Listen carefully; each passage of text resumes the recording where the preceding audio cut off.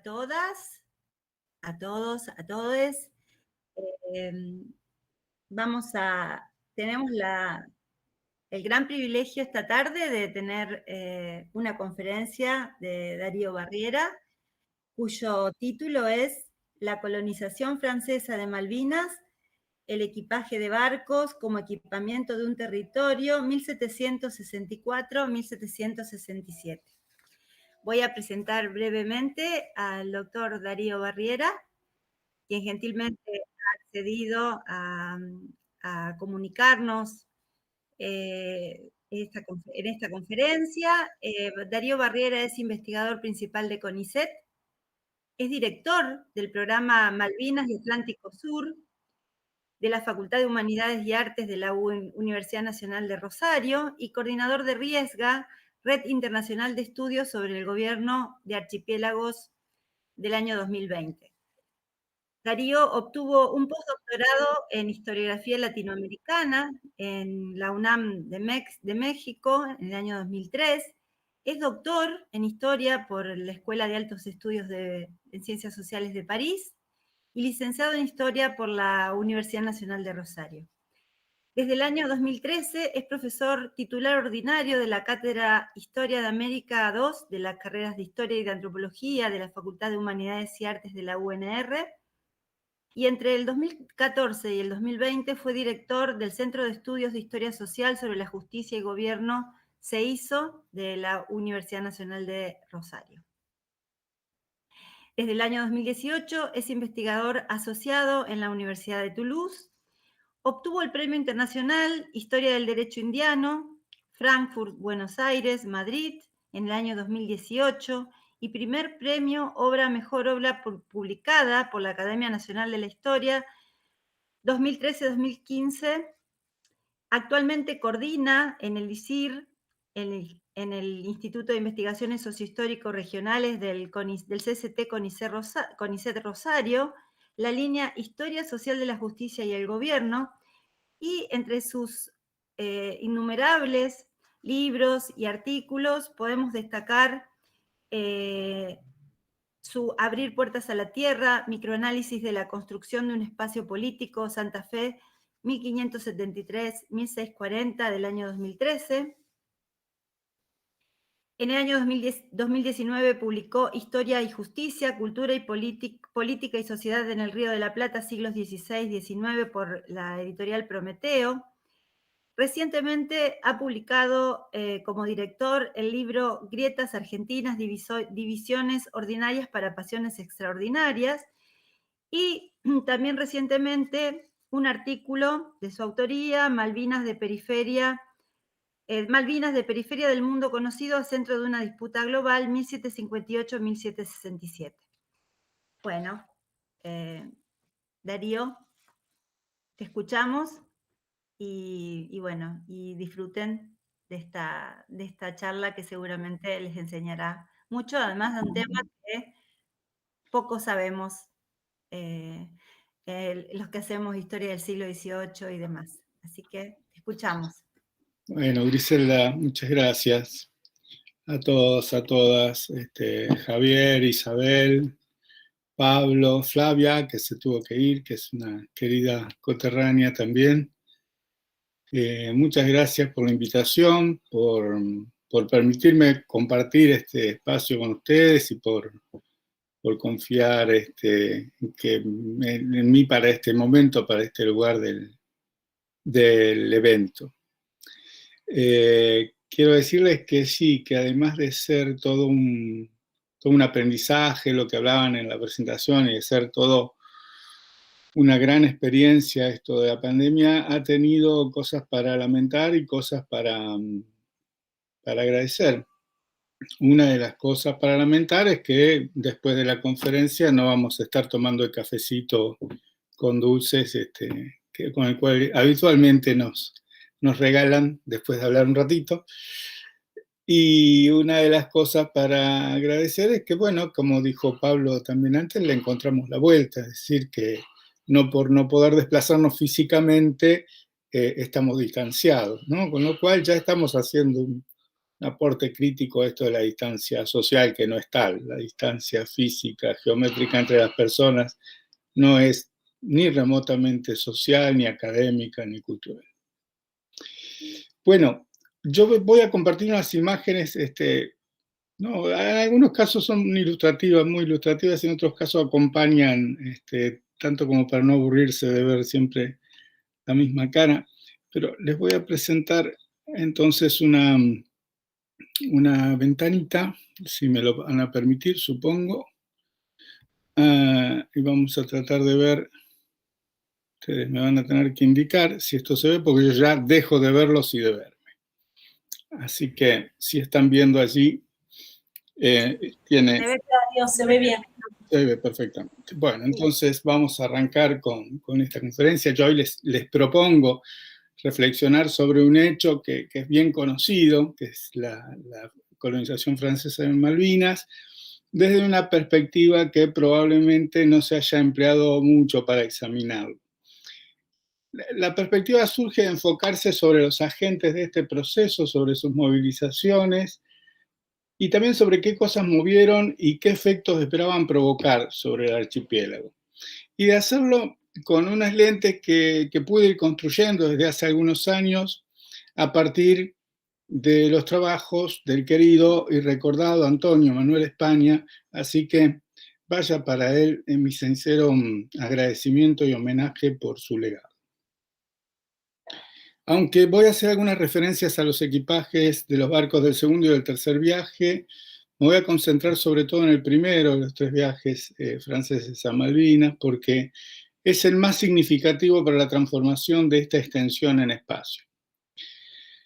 Esta metamorfosis fue experimentada por los propios agentes en términos muy claros. Ellos mismos hablaban inicialmente de un archipiélago ubicado en unas periferias inhóspitas y mal conocidas, para terminar caracterizando a las islas que componen el archipiélago Malvinas con el estatuto de colonias deseables. La mayor parte de las fuentes que voy a analizar ya fueron frecuentadas en otros trabajos. Entre los materiales anteriores al viaje se destacan, por ejemplo, el proyecto de Bougainville y la posterior memoria relativa a las Islas Malvinas y a las tierras australes, que fueron traducidos y publicados, primero publicados por Jean-Étienne Martín Alanac, y después traducidos y publicados al español por Rafael Sayeg y Gisela Martínez Casado.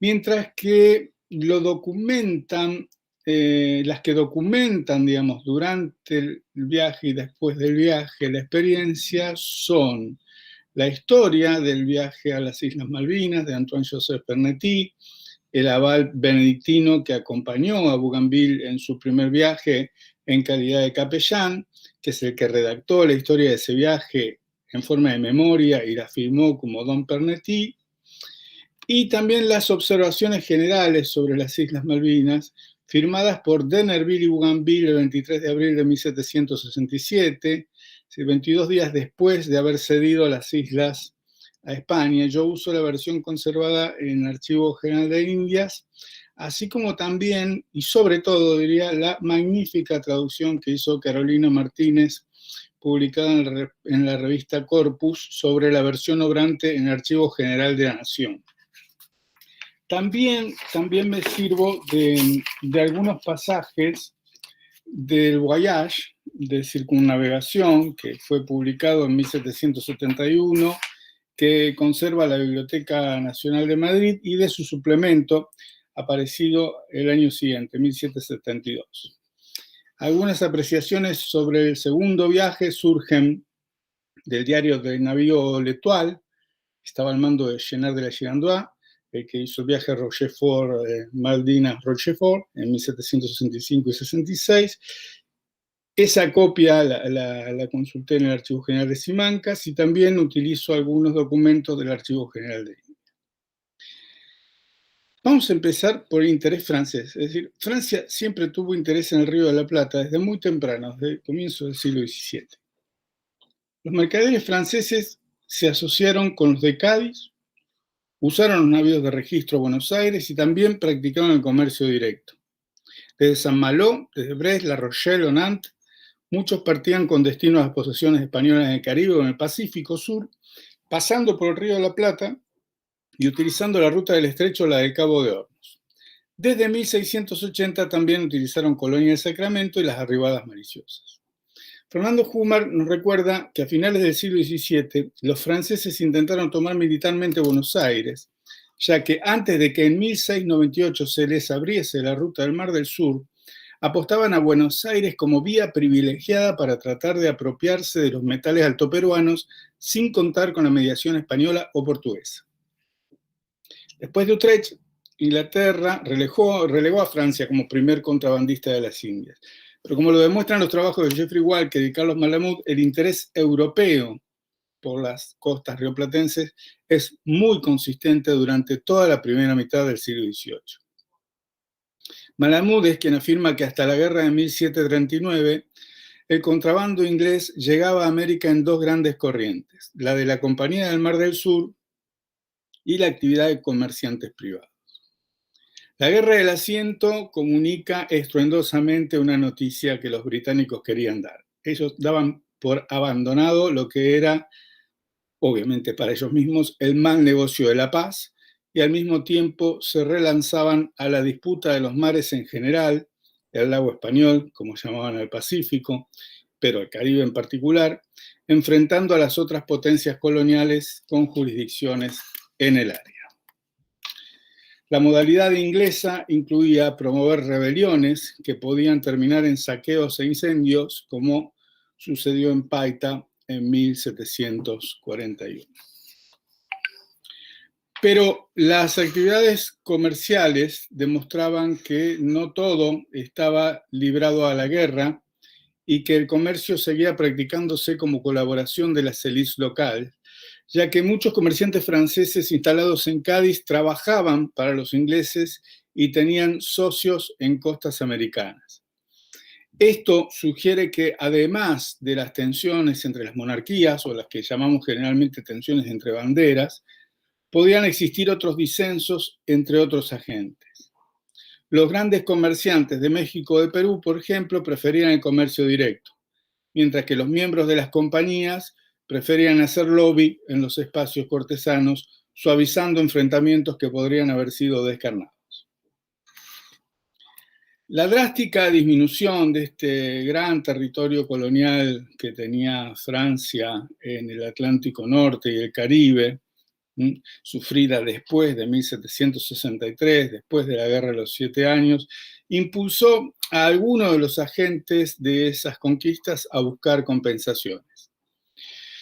Esto reavivó el interés por las costas rioplatenses y patagónicas del Atlántico Sur bajo jurisdicción del rey de España, y por eso mismo al amparo del tercer pacto de familia suscrito en 1761, que se pensaba podía funcionar como paraguas ante cualquier tipo de conflicto.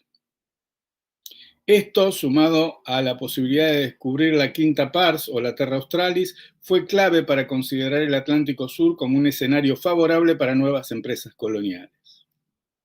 En 1756, Charles de Bros había afirmado que los mares australes eran los que más gloria podían otorgar a un monarca moderno y que debía disputárselo justamente al inglés, que ya se había lanzado a ello. Uno de los agentes que debía dejar ese territorio canadiense después de las duras derrotas de Quebec durante 1759 fue Louis-Antoine de Bougainville.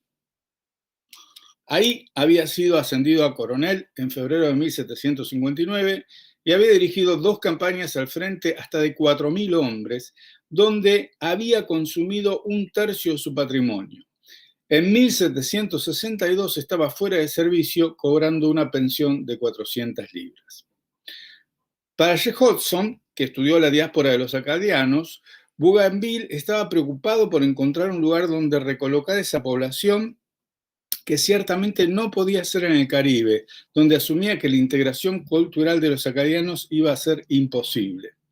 Por eso es que planteó y ejecutó un proyecto que contó con la aprobación de Luis XV y el duque de Choiseul, quien participó activamente en la gestión de la financiación del mismo.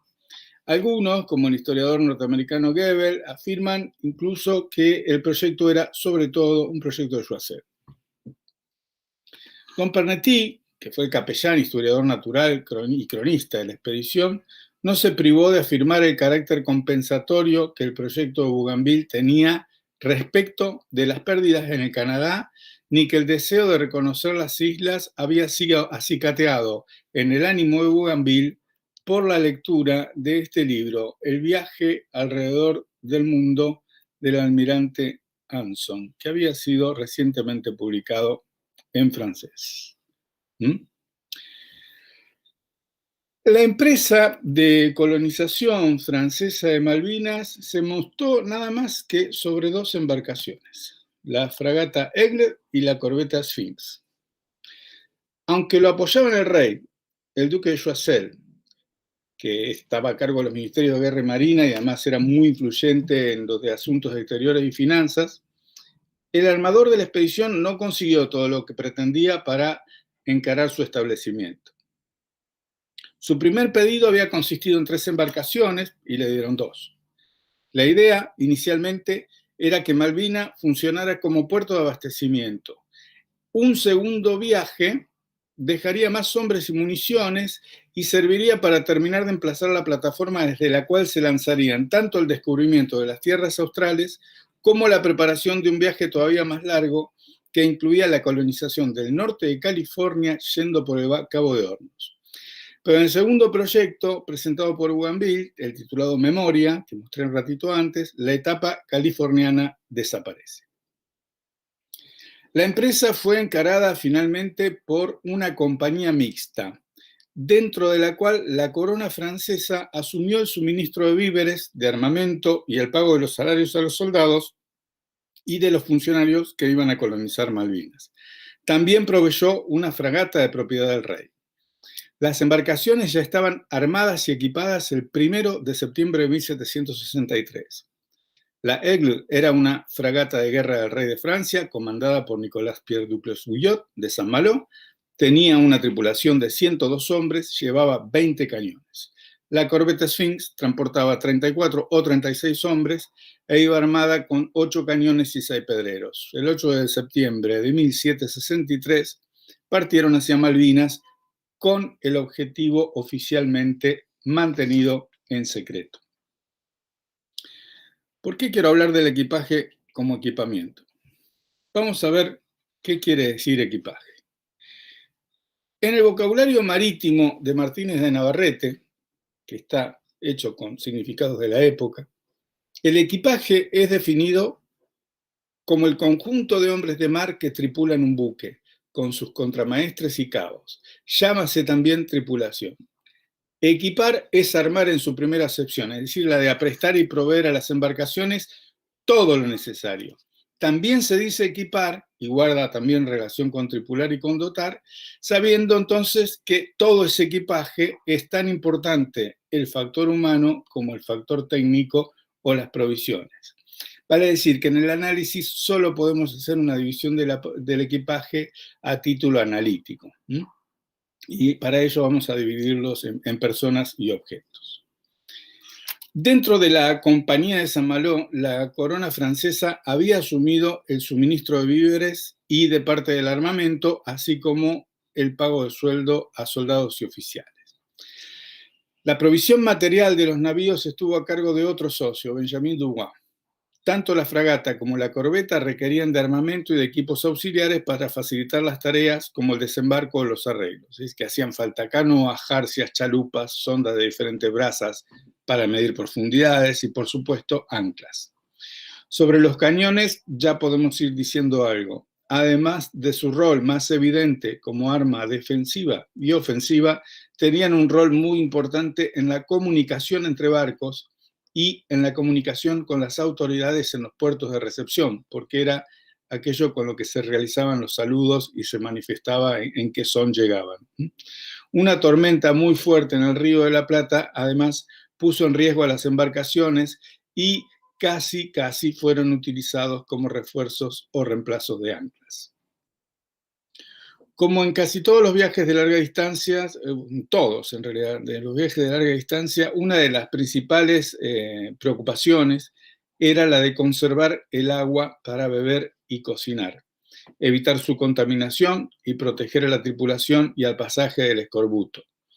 En el equipaje, por lo tanto, no podían faltar pastas, preparados, sales, como la sal de amonio, para realizar diferentes curaciones, tampoco podían faltar los vomitivos. Los polvos alimenticios, los antiescorbúticos y los remedios figuraban en el pedido de Bougainville en la misma línea en la que figuraban 2 cañones. Ya cerca de las costas del Brasil, el abate Don Pernetty confirma que el agua no sufrió alteración entre los trópicos y agrega que lo mejor conservado fueron los bizcochos, mientras que lo peor fueron unos repollos en escabeche y un adobo de ternera. Igualmente dice que se pudrieron no por el clima tropical, sino porque estaban mal preparados. Hasta Montevideo, por lo menos, no hay quejas sobre el vino que los barcos llevan a bordo, por lo que se presume que se conservó bien. De hecho, 18 barricas de ese mismo vino le sirvieron a Bougainville para comprar en Montevideo, al abrigo de la hospitalidad y buena correspondencia con las naciones amigas, 80 fanegas de harina, imprescindibles para seguir, ya que lo que sí se había averiado muy seriamente era uno de los pañoles de pan. Las embarcaciones tenían que llevar además banderas de la propia nación, pero otra cosa muy útil que se llevaba en las embarcaciones eran otras banderas. Sabemos, por ejemplo, que la Sphinx llevaba un pabellón inglés para utilizar en maniobras persuasivas o disuasivas. Las banderas de la propia monarquía y un equipamiento básico para celebrar misa era lo que permitía, entre otras cosas, recibir sobre el barco visitas oficiales, pero las banderas de otras naciones podían evitar un enfrentamiento a través del camuflaje. En estos viajes, naturalmente, otra cosa imprescindible eran los mapas. La cartografía francesa había gozado de un fenomenal avance desde mediados del siglo XV, al amparo de la influencia portuguesa, y desde el XVII los mejores portulanos se hacían en Dieppe o en Le Havre. Bougainville viajó personalmente a París, donde mientras Duclos-Guyot vigilaba la construcción de las naves, se hizo asesorar con el autor de este mapa, el ingeniero geógrafo Jacques-Nicolas Belin, en el Archivo General de Planos, Cartas y Diarios de la Marina. Pernetty reconoce que no tenían mapas buenos para la costa de Brasil, por lo cual casi encallan en un banco de arena. Llegando a destino, al avistar las islas Cebaldinas, Don Pernetty adujo que las percibió 30 leguas al oeste de lo que figura en el mapa de Belin, coincidentemente con el del padre Feuillet y con un mapa manuscrito del depósito de la Marina que el señor de Choiseul le dio personalmente al señor de Bougainville antes de nuestra partida en París. Bougainville también solicitó una copia del Neptuno francés, que era un gran atlas de finales del siglo XVII que acababa de reeditarse en Francia, y copias de las cartas y diarios de a bordo de los viajes efectuados alrededor del Cabo de Hornos, todo aquello que podía estar en el archivo de la Marina. La fragata llevó en su viaje una brújula inventada por el genovés Mandillo. Recuerde que todavía no se había solucionado el tema de la longitud, inestable y oxidada, y Bougainville decidió abandonarla en la casa del gobernador de Montevideo. También llevaba un grafómetro utilizado para hacer los planos y redes de pesca. En Santa Catarina, Bougainville compró una piragua que pensaba utilizar en Malvinas, pero la vendió en Montevideo, donde también recibió una gran cantidad de vistosos cueros de tucán que luego utilizó él también como regalos. Regalos, precisamente, es otra cosa que no podía faltar en este viaje, tan necesarios como eran los intercambios que tenían previsto realizar en sus paradas. La fragata Aigle transportaba abanicos y tabaqueras barnizadas, también transportaba tabaco. Don Pernetty había leído a Jean Delery y, siguiéndolo en lo que concierne a las costumbres de los nativos de Brasil, escribió: uno no debe viajar sin tener regalos para estas ocasiones. Uno debe siempre estar provisto de mercancías tales como cuchillos, tijeras, pinzas para depilar, porque es costumbre tanto en hombres como en mujeres nativos arrancarse el vello de todo el cuerpo, excepto el de las cejas, peines, pequeños espejos, pulseras, lociones, cuentas de vidrio o anzuelos para pescar. Otro tema que no era ignorado por los que encaraban una empresa de este tipo era la diversión. Además de hacer divertir a la tripulación poniendo a renegar a un tiburón o bromeando, el castillo de popa de la Aigle fue escenario de bailes que pudieron hacerse gracias a que habían cargado en el equipaje tamboriles, panderetas y violines. Ahora, el equipaje en su aspecto humano conlleva un contenido inmaterial y relacional que ya lo convierte en sujeto de equipamiento, esto es, en un agente organizador de extensiones, de aquellas extensiones por las que transita y a las cuales transforma. Esto es muy claro, muy patente en la memoria que Louis-Antoine de Bougainville escribió a Choiseul solicitando aprobación sobre el equipamiento, donde la mayor parte de sus pedidos, bien que onerosos, son inmateriales. Pide estas cosas: un acuerdo con la Compañía Francesa de las Indias Orientales para traficar de regreso a Francia café y otras mercaderías que pudiera proveerle en la isla de Bourbon. Es la isla que actualmente es la isla de Reunión, que sigue todavía bajo dominio francés. El objeto era, lógicamente, el resarcimiento económico de los armaderos. Le pedía evitar el registro de marineros ante notarios y autorizar que la tripulación fuera reclutada por levas de buena voluntad, que el alistamiento fuera tanto para las Indias orientales como para las occidentales. ¿El propósito cuál era? Proteger el secreto de los verdaderos motivos de la expedición, porque, como les dije inicialmente, nunca se declaró que venían a Malvinas. Que el rey embarque de su cuenta unos 40 hombres, mitad soldado que hayan servido en Canadá y mitad acadianos. Cartas del ministro para ordenar diferentes diligencias, tanto en tierra firme como una vez llegado a Indias. Y un ingeniero geógrafo, un médico botánico y en la misma lista polvos alimenticios, estiércol bútico, remedios, cañones, copias de papeles, lo que les conté antes. Pero aunque pueda parecer obvio, hay una parte del equipamiento necesario para movilizar esta expedición que era la más importante y que eran los títulos.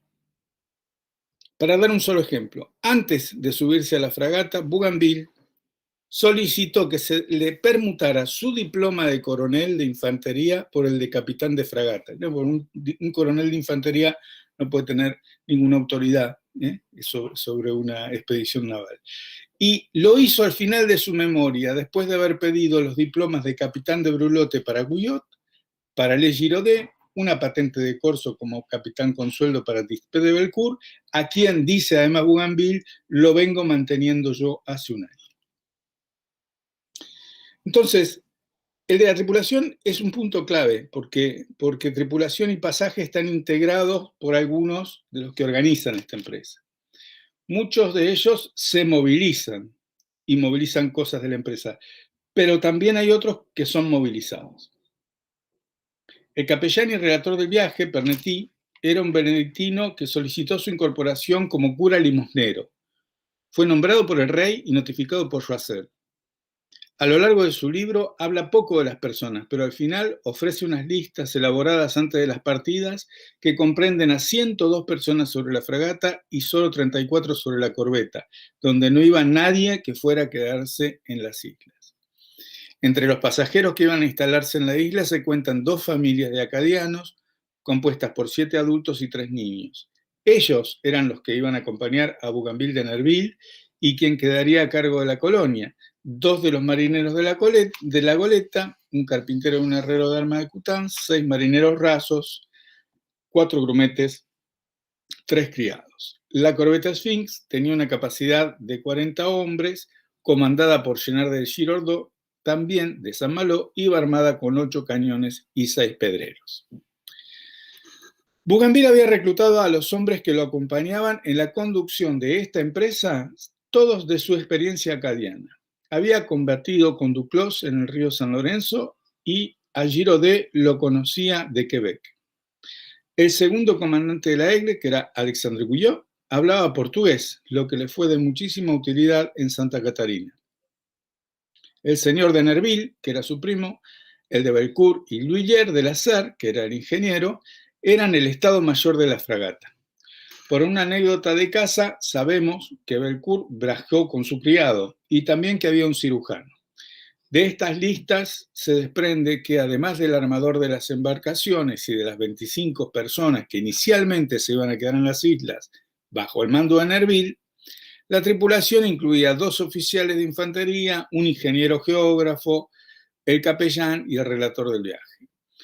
La oficialidad jerarquizada en capitanes, tenientes, insignias, escribanos y cirujanos, pilotines, marineros, marineros rasos, grumetes y criados. Nerville jugó un papel fundamental no solamente como financista, sino también como informante. El primo de Bougainville fue quien accedió a los archivos de la Oficina de Colonias donde se encontró la memoria referida a otro proyecto de establecimiento de una misión cristiana francesa en tierras australes, y ahí mismo fue que se enteró que el año anterior también se había presentado un proyecto similar, aunque no de asentamiento en Malvinas. Don Pernetti, por su parte, convocado por el rey y por Choiseul, hizo mucho más que la crónica del viaje o la asistencia espiritual. Como lo ha señalado ya Alejandro Winograd, se ocupó de la conservación del agua, de la selección, preparación y descripción de especímenes interesantes para los científicos, de la salud de los tripulantes y también de las relaciones públicas, la pintura de acuarelas y la participación en reuniones. Daba consejos más propios de un oficial de Estado Mayor que de un sacerdote. Algo que podemos preguntarnos legítimamente para tratar de calibrar esta empresa es si esta tripulación tiene un volumen adecuado para su propósito final o si es muy pequeña. Un intento anglo-portugués para proteger la colonia de Sacramento de 1763 había reunido 500 hombres. El desembarco inglés de Cuba, dirigido por Pocock y Albert Marle, encontré que contó con 14.000. Y en el sitio de Manila de 1762, el almirante británico Cornish y el general Draper llevaron menos de 1.000 hombres, pero muchos eran regulares británicos y cipayos del ejército de la Compañía de las Indias Orientales. Frente a todos estos casos parece poco. Sin embargo, eso eran fronteras pobladas y fronteras calientes. Ahora, si miramos casos un poco más parecidos, como podría ser el desembarco de Nueva Orleans de Antonio Ulloa en 1766, se hizo solo con 90 hombres. Y si miramos la expedición de McBride a Puerto Egmont, que se hizo apenas con 30, también en 1766, bueno, nos damos cuenta que la expedición de Bougainville tenía un número, una composición más o menos adecuada para lo que se proponía. Dijimos que la mayor parte de las personas que iban a quedarse o que se pensaba reclutar para llevar a Malvinas eran acadianos. La mayor parte de los acadianos que no dejaron Canadá bajo la administración inglesa, es decir, cuando les dieron la opción de quedarse o expulsaron, fueron repatriados. Repatriados es una expresión rara también porque ninguno volvió exactamente a su patria, sino que fueron llevados a Normandía y a Bretaña, que eran tierras que también desconocían. Ahí los premiaron, digamos, recibieron temporalmente una pensión equivalente a la de los inválidos de la Marina, y pronto fueron reclamados por diferentes proyectos de colonización y fueron llevados al Caribe, a Córcega y a la Terra Australis. La primera vez que Don Pernetti se refiere a ellos es para mencionar 2 acadianos que estuvieron a punto de sembrar la discordia en nuestra pequeña sociedad. Esta frase de Pernetti es muy significativa porque refuerza tanto la idea de que sobre el barco, viajaba una pequeña sociedad, y también la idea de que los acadianos eran extraños a esa sociedad. Frente a un reproche de Bougainville por no colaborar con la tripulación en una maniobra difícil, uno de los acadianos planteó que su estatuto era el de pasajero y no el de tripulante, por lo tanto se negó a ayudar. Bougainville trató de persuadirlo, sumándole adelantos en dinero y en especie, sumándole promesas de tierras en propiedad y otras 1000 ventajas, pero la familia del reclamante pidió volver a Saint-Servan, por lo tanto apenas salieron, tuvieron que ser desembarcados en Saint-Cats a muy pocas horas del punto de partida. Como ya dije antes, viajaron a Aigle apenas 2 familias de acadianos. La primera, compuesta del marido, la mujer, 2 hijos, un varón de 3 años y una niña de 1 año, y de las 2 hermanas de la mujer, una de 20 años y otra de 17. La segunda familia estaba formada por el marido, la mujer, un niño de 4 años, y la hermana de la mujer de 16 años. Esta mujer estaba a punto de dar a luz, y eso fue cuando volvían la primera expedición hacia Francia. Otra de las cosas que es importante relevar es la biota. En Imperialismo Ecológico, Alfred Crosby hace muchos años aseguró que el éxito que los europeos tuvieron en la conquista de las nuevas Europas se debió más a la colaboración involuntaria de los microorganismos para los cuales los nativos no tenían defensa que a las armas de fuego. La biota de los conquistadores, según esta interpretación, había funcionado como una herramienta muy efectiva de conquista. La que habían cargado los navegantes en Saint-Malo tenía utilidades diversas, pero no esta, porque se dirigían a un lugar donde no había nativos. No tenemos una información completa para el momento de salida, pero tampoco podemos dejar de analizar lo que nos dejan ver otras fuentes, porque sí tuvieron un impacto sobre el terreno y sobre el suelo. O por lo menos pretendieron tener un impacto sobre el terreno, sobre el suelo malvinense.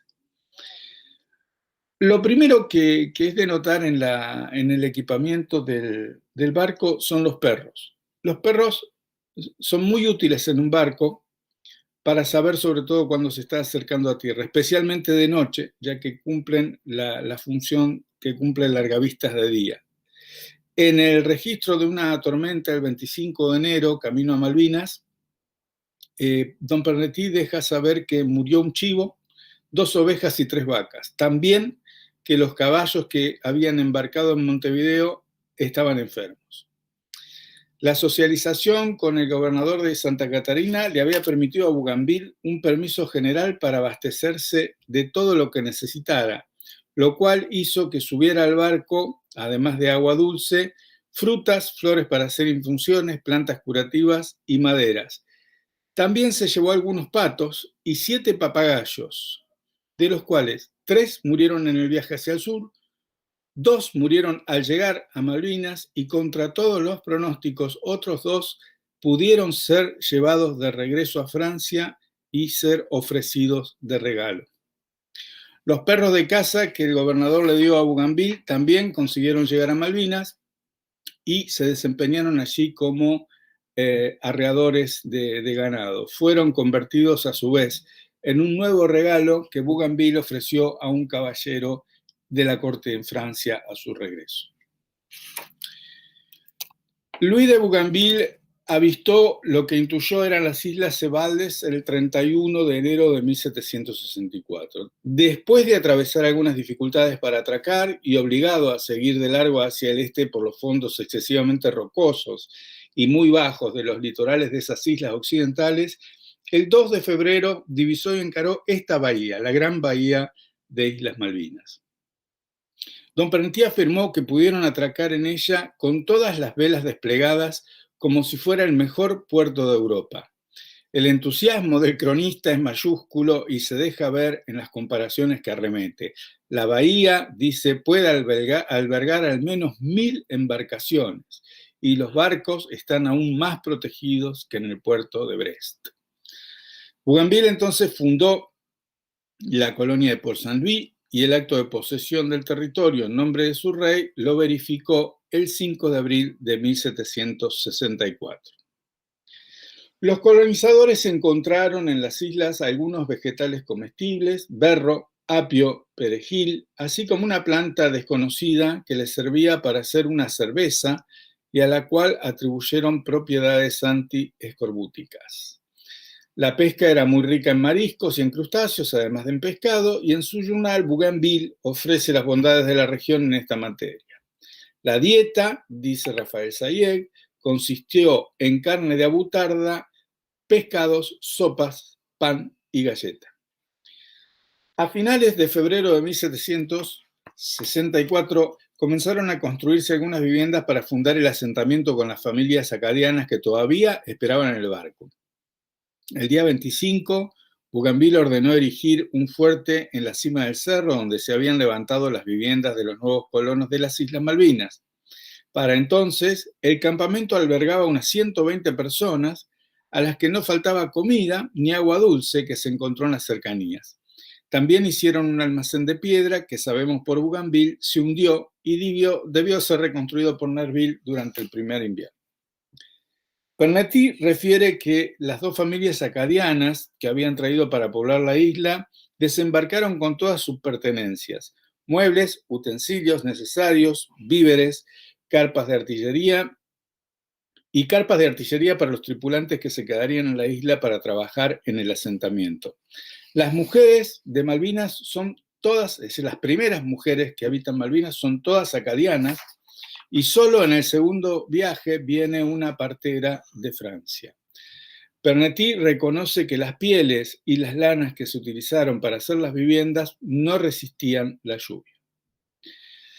Para construir el campamento, además de un plano, la expedición había movilizado desde luego picos y palas para cavar, tarea en la que se emplearon marinos de ambas embarcaciones. La construcción del fuerte para Bougainville se inició después que la del resto de las viviendas, en una zona más alta. El plano fue trazado in situ por el mismo ingeniero y una de las primeras decisiones relativas a la defensa del fuerte fue la de bajar de la fragata Aigle 4 cañones y 6 pedreros del Sphinx. Lo complicado iba a ser remontarlos, aunque el cronista asegura que a pesar de la altura lo pudieron hacer sin mayor esfuerzo. Bueno, asusado y asustado por lo que consideró el avistaje de naves inglesas, a la postre el tiempo le daría la razón, Bougainville salió a comienzos de febrero hacia la costa patagónica con el propósito de recoger madera. Allí se produjo el encuentro con la escuadra de Byron que origina los informes de este a Inglaterra con el Florida. Durante el viaje talaron una gran cantidad de árboles y tomaron todas las precauciones, llevando a la isla más de 10.000 plantines de diferentes edades con sus raíces. En el archipiélago, una de las primeras y más significativas complicaciones fue la falta total de madera, tanto para la construcción como para su uso como leña. El rápido descubrimiento de buenas minas de turba fue una solución parcial pero insuficiente para la generación de calor, por lo que el abastecimiento de leña debió organizarse rápidamente con el continente. De hecho, buena parte del cargamento del segundo viaje fue madera. Su necesidad para la construcción era indisimulable y, de alguna manera, tuvieron que tratar de solucionar este problema. Al final de la experiencia, el testimonio de Nerville y Bougainville deja una mirada optimista sobre la biota que la colonización francesa había impuesto al archipiélago. Dicen, los árboles del bosque y los frutales enviados desde Francia se naturalizaron sin esfuerzo. No murió ninguno de aquellos que fue trasplantado. La mirada tributa demasiado optimismo y era bastante distinta la que transmite, por ejemplo, voy abreviando ya porque veo la hora, la opinión de los españoles que tomaron el relevo en 1767. El franciscano Villanueva dice, aunque los franceses han sembrado de todo tipo de semillas, nada sale, más que unas coles y lechugas muy pequeñas, y estas después de mucho trabajo. Como ha escrito Crosby, las zonas polares son bastante difíciles para el conquistador europeo. Cuando el relato de Pernety transita por los hechos de finales de febrero del 64, reconoce lo singular que era haber venido a establecerse en un país desierto y desconocido, sin más víveres que pan, vino y aguardiente, convencidos de que la casa proveería suficiente comida para alimentar a más de 120 personas desembarcadas e instaladas en un campamento. Los animales se comportaron desigualmente. Pernetti admite que cuando desembarcamos, citó, nuestros animales domésticos estaban en un triste estado, parecían enfermos o moribundos. Sin de la cita, los cerdos, de los cuales habían traído una docena entre hembras y machos, y los bovinos no tardaron más que unos días en aquerenciarse. A pesar de que el tusac, que es la gramínea típica de las islas, funcionó bien como forraje para las 4 terneras y yeguas, los 3 caballos se escaparon y nunca fueron recuperados. Voy a referirme brevemente a lo intangible para después pasar al cierre y permitir un momento para las preguntas. Lo intangible tan importante en esta expedición y en esto del equipamiento, además de los saberes geográficos y cosmológicos o científicos en general necesarios para la navegación, esta expedición movilizó también otro equipamiento intangible del cual están hechas no solamente las empresas de conquista y colonización, sino todas las empresas humanas, las técnicas y las emociones. El abad cronista se encargó muy bien de relevarlas. Sobre las primeras, dijo que en las islas no había una población nativa ni tampoco árboles, aunque existía una vegetación y una fauna autóctona que en principio parecían constituir sobre todo una molestia para los planes de instalación de la escuadra francesa. Una de las primeras técnicas utilizadas para despejar el área fue la del incendio. Y la primera, justamente, ahora vuelvo a mostrarles la ventana. La primera de las medidas que se tomó fue la de incendiar esta isla. Bueno, a ver si puedo. Esta misma. La de incendiar esta isla que inicialmente se llamaba Isla de los Pingüinos y como puede verse ahora cambió su nombre por Île Brûlée o Isla Quemada. Pernetti refiere el inicio de otro incendio en una de las islas mayores y dice que él se opuso a esta iniciativa porque eliminaría toda la caza posible. Respecto de la calefacción, contaban con sus saberes para tratar la turba y dicen que la turba que habían encontrado en Malvinas era prácticamente igual a la mejor de Francia. Otro aspecto que aparece valorado en el terreno cuando avanzan los relatos y que convierte la experiencia de los acadianos en técnicas es que sabían despellejar lobos marinos y que eran muy buenos negociando con los nativos. La comparación con Canadá es permanente y cubre desde el clima hasta la vestimenta de los salvajes. Sobre las emociones, brevemente, el 1 de febrero de 1764, mientras las 2 embarcaciones atravesaban la embarazosa situación de una marea que las arrastraba a tierra, la tripulación sintió muy claramente el peligro. El abad Pernetti escribió lo siguiente: era un espectáculo curioso ver a cada uno en su puesto y teniendo en sus manos el cordaje que le correspondía, todos con una expresión en la que estaban pintadas la inquietud y el temor, mezclados con la esperanza. Puede pensarse que la cita solamente es pintoresca, sin embargo nos dice bastante más. Por una parte, descompone el miedo en varias emociones, lo disecciona y lo muestra como un espectáculo. Por la otra, ese miedo tenía una utilidad práctica, toda vez que funcionaba como disciplinador para obtener el silencio, la sumisión y la disponibilidad necesarias para que el capitán ejecutara sin estorbos la dirección de complicadas y exigentes maniobras. Algo similar puede leerse en el relato del naufragio del Sea Venture, con el cual Linebaugh y Rediker comienzan el primer capítulo de su libro La Hidra de la Revolución. Las emociones vinculadas con el temor o el freno inhibitorio fueron de gran importancia a la hora de relacionarse y negociar con los nativos en la zona del Estrecho de Magallanes. Estas 2 dimensiones que son el equipamiento simbólico y devocional del territorio, que son las últimas a las que voy a referirme, mezclan como casi ningún otro registro lo material y lo inmaterial.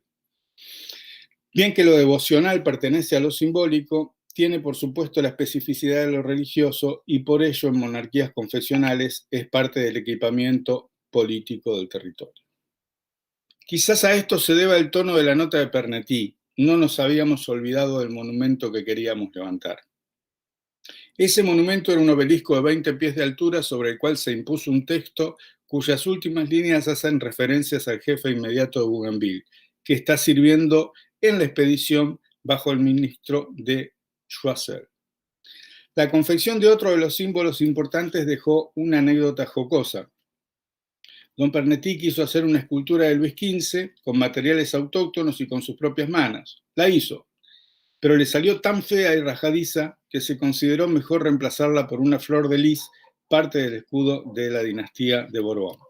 La imagen de Luis XV finalmente debió redesignar su condición tridimensional y conformarse con estar en uno de los lados de la medalla que se impuso al mencionado obelisco.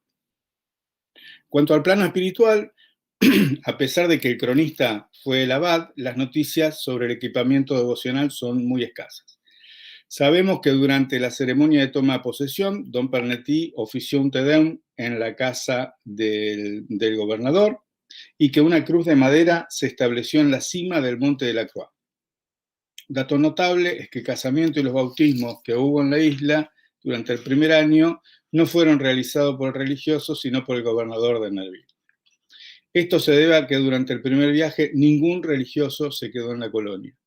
Durante los 3 años que duró la colonización francesa, se registró la actuación religiosa del mencionado don Pernetty, durante algunos meses el carmelita Ali y después del padre Desserteau du Gerard.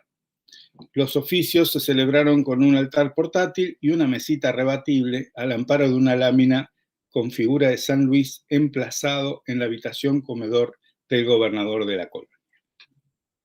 Bueno, esta exposición que va terminando está atravesada desde luego por la convergencia historiográfica de problemas globales con el microanálisis, a través del biais de biografías, de historias conectadas, terreno especialmente confuso, ¿no?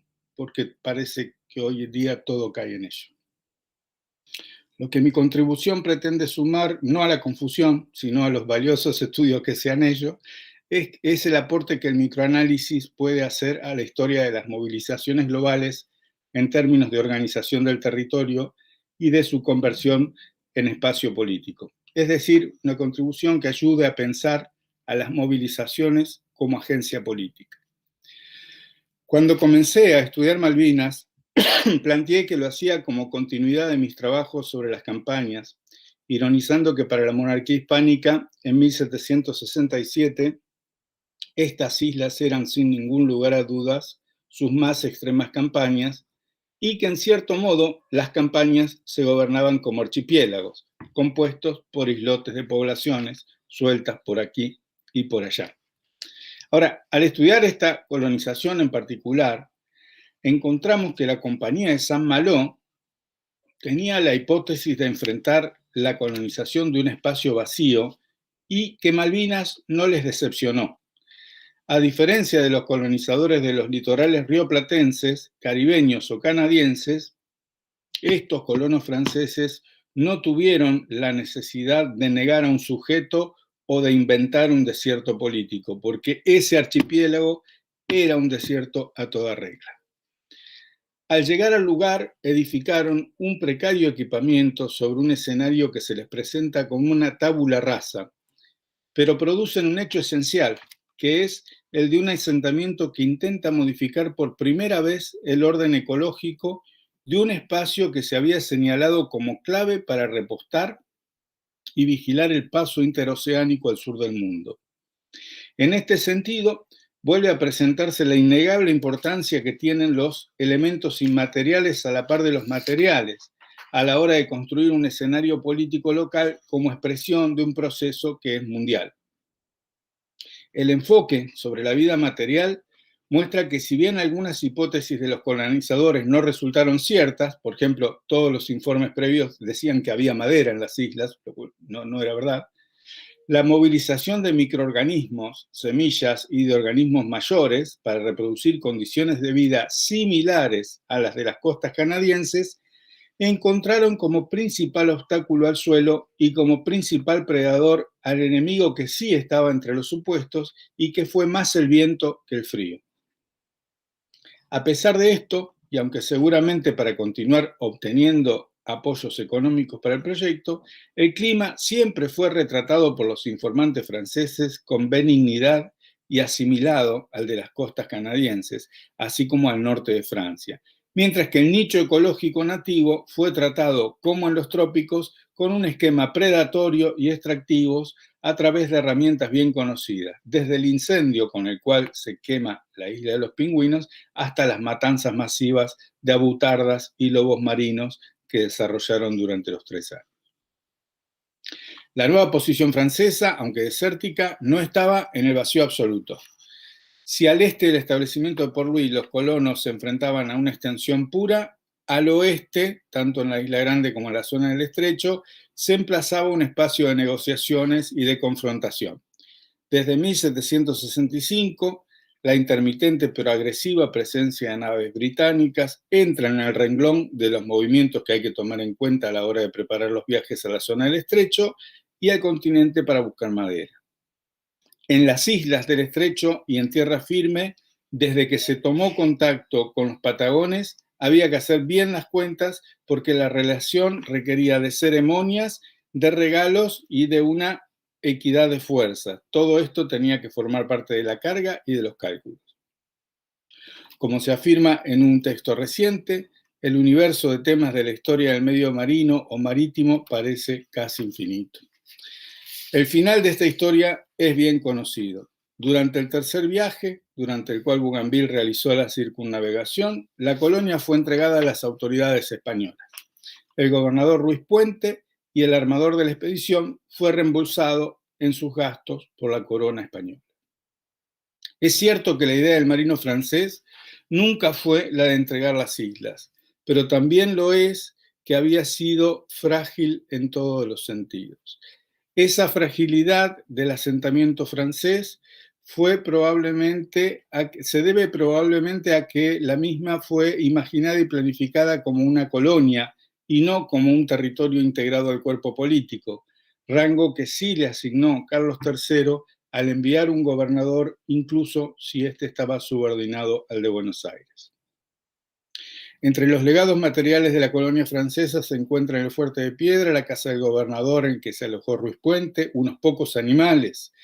Cuando se produjo la entrega de la colonia a los españoles, el padre franciscano Villanueva anotó: aquí nos han entregado los franceses un caballo, 2 bueyes y 2 lecheras con 2 terneros.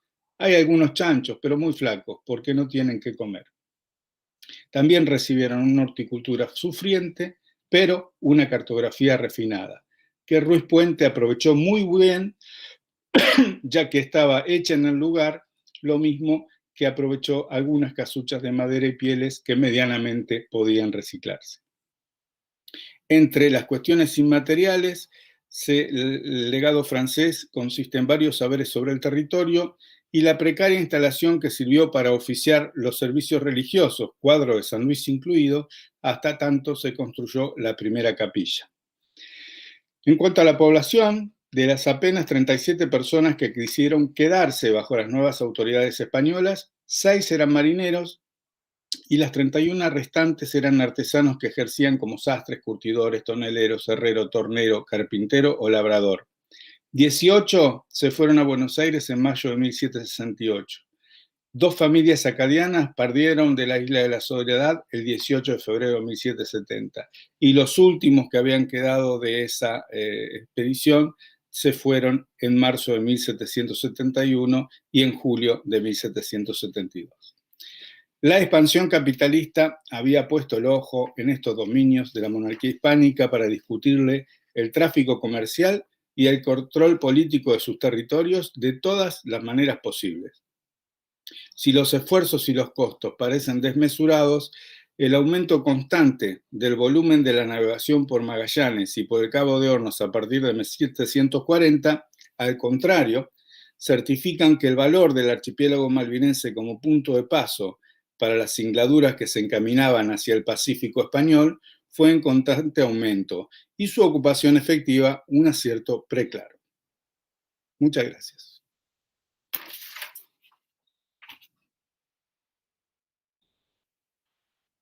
Bueno, Darío, muchas gracias por tu conferencia. Tenemos la posibilidad que la gente que está viendo, escuchando, haga preguntas por YouTube, pero tenemos que esperar que nos lleguen. Tengo una para transmitirte ya, que dice que si podrías transmitir de manera breve las reacciones de la Corte de Madrid frente a la noticia de la ocupación de las Islas Malvinas en relación a los acuerdos contenidos en los pactos de familia entre los Borbones a ambos lados de los Pirineos. Es una de las preguntas.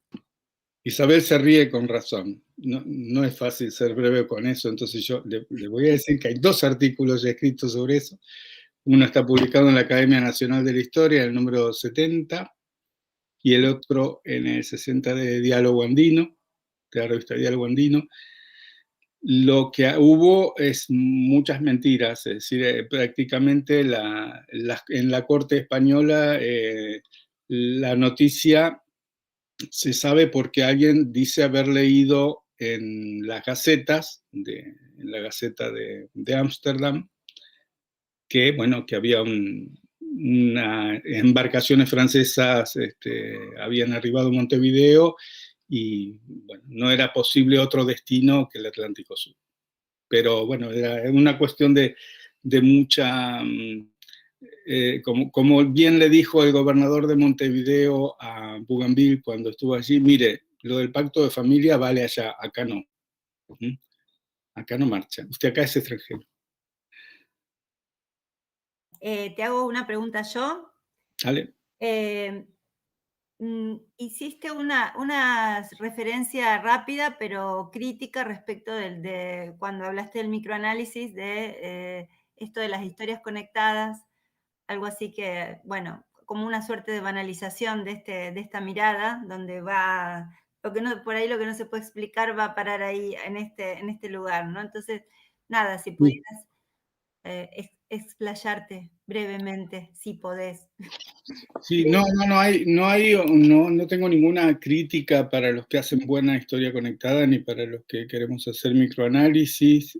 Al contrario, vos sabés que soy un impulsor ferviente del microanálisis y creo también fervientemente que las historias conectadas no son sino la consecuencia inevitable de hacer microanálisis hasta las últimas consecuencias, es decir, a la medida en que uno sigue la pista de los actores. Pero bueno, esto me parece algo así como el agua tibia, digo. Haciendo microanálisis, hace 20 y pico de años que hacemos microanálisis, pero haciendo microanálisis, si uno sigue la pista del sujeto, si uno sigue la pista de la gente, conecta. Lo que sí quise decir, que a lo mejor te agradezco la pregunta porque me permite aclarar algo que parece que no quedó muy claro, es que por allí, en la confusión general, caen como historias conectadas cosas que no lo son. Claro. Es decir, a ver, una biografía de alguien que se traslada a través de los mares y que viene de España a Nueva España, de Nueva España al Perú y del Perú al Río de la Plata, bueno, naturalmente es una biografía de alguien que se desplaza, por lo tanto, eso diacrónicamente nos lleva a un desplazamiento físico, pero digo, esto existe desde el fondo de los tiempos, biografías que cuentan historias de gente que se mueve, no es que lo provocó el enfoque de historias conectadas. Esto es lo que digo. Hay cosas que se vienen haciendo y que podemos decir eran historias conectadas avant la lettre o historias conectadas antes de que existieran la historia conectada. Puede ser. Pero también hay cosas que ha provocado el enfoque. Y esa es una distinción en la que no me puedo alargar, porque ahí habría que meterse bien a ver justamente quiénes son los que han aprovechado el impulso del enfoque y quienes naturalmente se desplazan porque se les desplaza el objeto. Es decir, yo no voy a decir que estoy haciendo historia conectada porque sigo barco. Claro. Es evidente, si sigo barco voy donde van los barcos. Sí. Entonces, lo que sí me parece importante es enfatizar en la diferencia entre microhistoria y microanálisis. Eso me parece que sigue siendo importantísimo. Digamos, la microhistoria de tipo corroborativa y local es microobservación y puede dar resultados muy bonitos y está muy bien.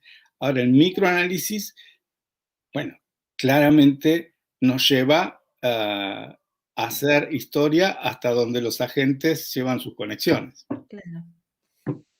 Bien, muy bien. Bueno, no sé si no llegan nuevas preguntas, pero No más preguntas. nada, una última. Ah, acá la directora, por supuesto. Yo tengo otra, por las dudas. Así que. No, yo, en primer lugar, desde casi la ignorancia ante un tema nuevo, porque es un tema que realmente no manejo en contenidos ni en fuentes. Entonces, quería hacer dos preguntas en relación con eso. Por un lado, si bien mencionaste que estás consultando fundamentalmente documentación de Simancas y del Archivo General de Indias, quería saber si siempre se trata de un mismo tipo documental o si estás pudiendo trabajar con un repertorio más o menos variado de fuentes y de qué tipo son, digamos, cómo se presenta la información y demás. Y por otro lado, en relación a cómo esta historia está vinculada con esa gran expulsión de los acadianos, de la cual tampoco sabemos demasiado, quería saber si existía alguna otra experiencia similar, digamos, que se ate a esta y que haya tenido otro tipo de derrotero diferente, digamos, a estos escasos, a este lustro corto que les tocó a los que les tocó Malvinas, ¿no? Esas son las dos preguntitas que tenía. Sí, empiezo por la última. Sí, de hecho he leído a un par de colegas que se dedican a estudiar solo a los acadianos y bueno, Charles Hodgson, por ejemplo, que estudia la diáspora acadiana, justamente cuenta a partir del momento en que se convierten en vassaux à désirer, es decir, vasallos a desear, fíjate el título, ¿no? Vasallos a ser reclamados como tripulación para una nueva colonia. A partir de ese momento, sí, los involucran en proyectos que yo mencioné algunos, creo haber mencionado el de Córcega, alguno en el Caribe, que era, bueno, medio impensable por la cuestión de la diferencia climático-cultural, y también algunas expediciones a Terra Australis, pero al Pacífico, es decir, a lo que hoy diríamos Australia. Pero eso por un lado, te puedo pasar el libro sin problema. Lo otro, la documentación. Eso es una situación que tiene que ver casi con el modo en que yo llevo el tema, porque empiezo a leer sobre Malvinas en los archivos, bajo cualquier forma que se me presente. Y empiezo a montar el proyecto hace 3 años y pico, más en archivos que en bibliotecas. Con lo cual tengo muchas versiones del mismo documento de diferentes archivos y después transcriptas en distintas colecciones documentales. O sea, ¿por qué digo después? Porque como no empecé a hacerlo desde acá, no empecé a hacerlo desde la documentación impresa, empecé con los inéditos, me encontré con que, bueno, un porcentaje que no es muy pequeño de cosas que había leído sobre los archivos estaban medianamente o totalmente o muy bien o muy mal transcriptas, pero estaban. Digo, por esta cosa de que está el fetiche, ¿no? De que un poco quiero ver el original, pero también otro poco es confiar en los colegas que hicieron estos trabajos, en los maestros que hicieron estos trabajos y aprovecharlo sencillamente porque están muy bien hechos. Entonces, ¿cómo se lo que a veces es muy difícil de saber es cuál es el original y cuáles son las copias. Y lo que es muy divertido son las ligeras modificaciones que introducen los copistas. Esto es delicioso, porque cuando vos encontrás el mismo documento en Indias, en Simancas, en el Archivo Histórico de Madrid, que en general es el que menos originales tiene. El Histórico de Madrid es el que tiene más copias, ¿no? Los originales están más en Ajene, aquí en Argentina, en Sevilla, y unas cuantas cosas que encontré en Simancas y en ningún otro lado. Ahora, ¿bajo qué títulos o bajo qué rótulos se presentan? Bueno, como sabés, en Archivo de Indias hay dos famosos indiferentes general, que si no tenés el dato previo de que alguno lo vio, te podés pasar la vida buscando. Entonces, hay 2 o 3 tomos de indiferente general, hay cosas en Buenos Aires, es decir, en Audiencia de Buenos Aires, por supuesto, hay 2 tomos dedicados completamente. Y en Simancas, claro, en Simancas hay que entrar por Inglaterra. En Simancas hay que entrarle por Gran Bretaña, hay que entrar por los conflictos con... En Archivo Histórico de Madrid, la catalogación es fantástica, formidable, por lo tanto solamente hay que usar la computadora del archivo y buscar los descriptores y allí se encuentra de todo sin mayor problema. Lo mismo pasa en la AGN, que hoy por hoy tiene unos descriptores extraordinarios y encontrás las cosas sin ningún tipo de problema. No sé si me olvido algo de la primera parte de la pregunta. ¿Está? No, está perfecto. No sé si había alguna de YouTube. Hay una más, te la leo tal cual me la pasaron. Hay alguien que dice que le pareció notable la relación con el texto de Imperialismo Ecológico de Crosby y las transformaciones de la colonia francesa, y te consulta si estás escribiendo sobre ese tema en particular. Mira, ahí pude ver de reojo de YouTube. Veo también que está mi amigo Martín por ahí, Martín ¿Sí? Centineta, que también deja una pregunta. Y la que pregunta esto es Sofía Haller. Ajá. Que sabe mucho, que sabe y mucho de este tema. Hola, Sofía. Estoy trabajando, sí, estoy escribiendo sobre estas cosas un poco. No tengo muchísima más información, a lo mejor retaseé alguna cosita de lo que hay en el escrito porque veía que se me hacía tarde, pero sí, este es un poco la idea, no olvidar las enseñanzas de Crosby y repertoriar todo aquello que fue movilizado para transformar el espacio, y acá se trata sobre todo de contar estos primeros fracasos, ¿no? Bien. No sé si ves... Martín era el de las reacciones. Sí, si Te voy a no... mandar los artículos. Bien, te hago una preguntita cortita. No sé si será cortita la respuesta. No, si hay o pudiste detectar algún registro de la incidencia que tienen los factores de la compañía francesa en la época después de la posguerra de sucesión, como constructores, ¿no?, de un sustrato así de información que circula y que constatamos, digamos, en distintos registros, ¿no?, que es lo que vos estabas también señalando, ¿no? Entonces aparecen cosas, informaciones, si algo tiene que ver con ese momento, ¿no?, como elección de un... Sí, entiendo perfectamente la pregunta. Seguramente sí, pero no estoy detrás de esa pista. Estoy al revés. Estoy tratando de encontrar, de pasos, hago un pedido público. Estoy tratando de encontrar conexiones entre los que tienen, y las encuentro naturalmente, entre los que tienen acciones en las compañías y el Parlamento británico.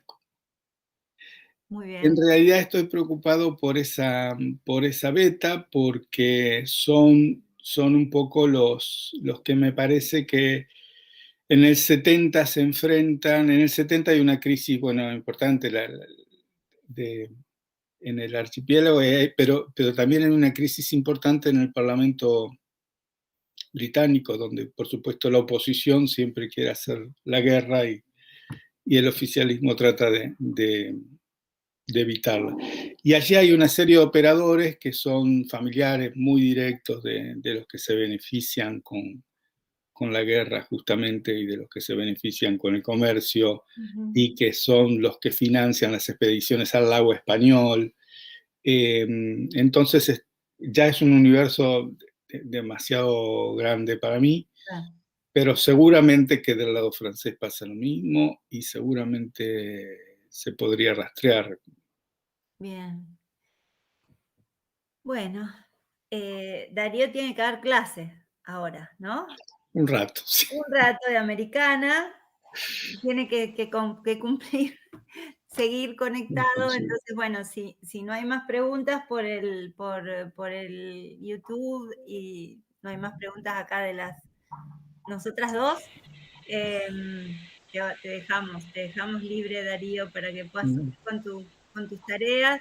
Te agradecemos mucho tu conferencia, la verdad es que ha estado muy, muy linda y bueno, siempre aprendemos mucho de historia y de metodología también, que es muy importante. Bueno, gente, no, al contrario, agradecido por permitirme hablar de lo que estoy haciendo. Y bueno, un gusto. Lástima, ya digo, nos falta ahora el ratito de café y dulces, pero bueno, las abrazo desde acá. Y la cerveza de la noche, pero también, también, ¿qué va a ser? Cada cosa a su hora. Bueno, gracias. Muchas gracias. Y gracias a todos los que están viendo la conferencia, escuchando. Gracias. Abrazos a todos y a todas.